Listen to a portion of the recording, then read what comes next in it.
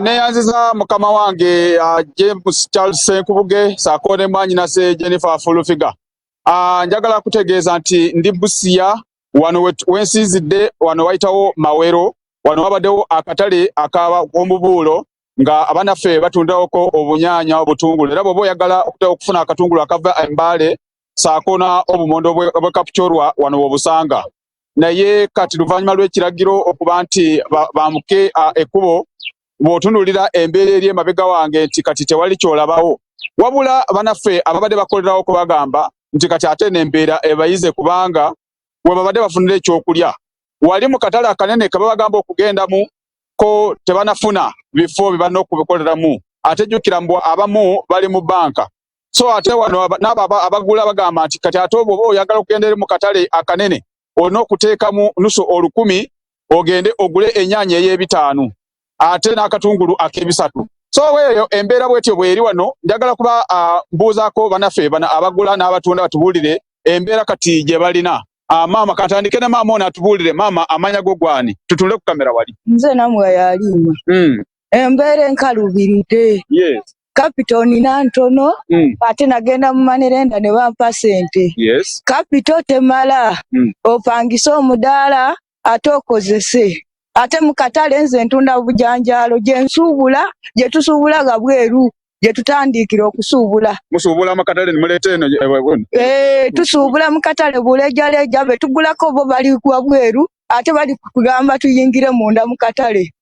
ate nfuna ntono nga nze kati ndi mukazi neyiya bweyiye kapito teweza 10 ate nina osasula manirenda buli lunaku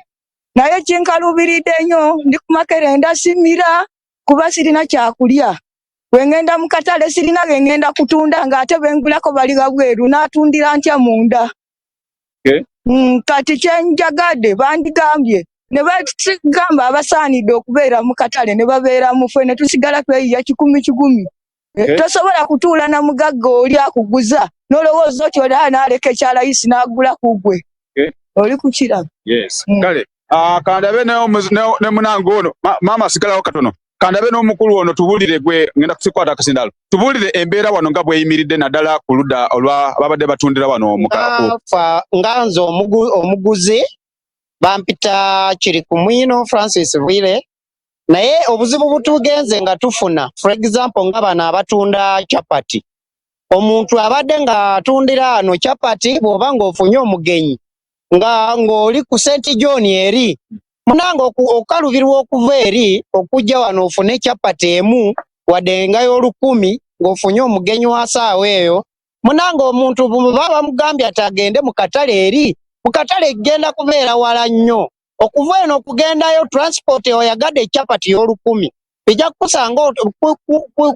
bijja kwagala oteekemu nga 12 okugenda okufuna chapati y'olukumi okuva eyo ate n'okukomawo kati ekintu ekyo tugenze ne tulaba nga kizibu nnyo ngaffe abantu balala bano abali kutundira wano tubadde ne bakasitoma baffe agently ogenda n'ogamba omuntu ng'akumanyi omumanyi bulungi n'omwewolawo okwo naye nga saawa zino bagamba nti obutale obuli gazetted buli bubiri kati obuzibu butugenze nga tufuna simanyi omuntu wange kasitoma mwenyini ali ludda wa yagenda mu gorofa yagenda ludda luwa kati ekintu ekyo nitubeera obuzibu bandibadde bagamba abantu mutuule mu gazeti nga abantu bammwe nti nze ngenda mu katale ka 40 oba ngenda mu main market kati obuntu ekintu ekyo kigenze nga kitubeera kizibu nnyo mwebalire ddala naye ffe situli bazimu mu bintu ebiri kwekola kale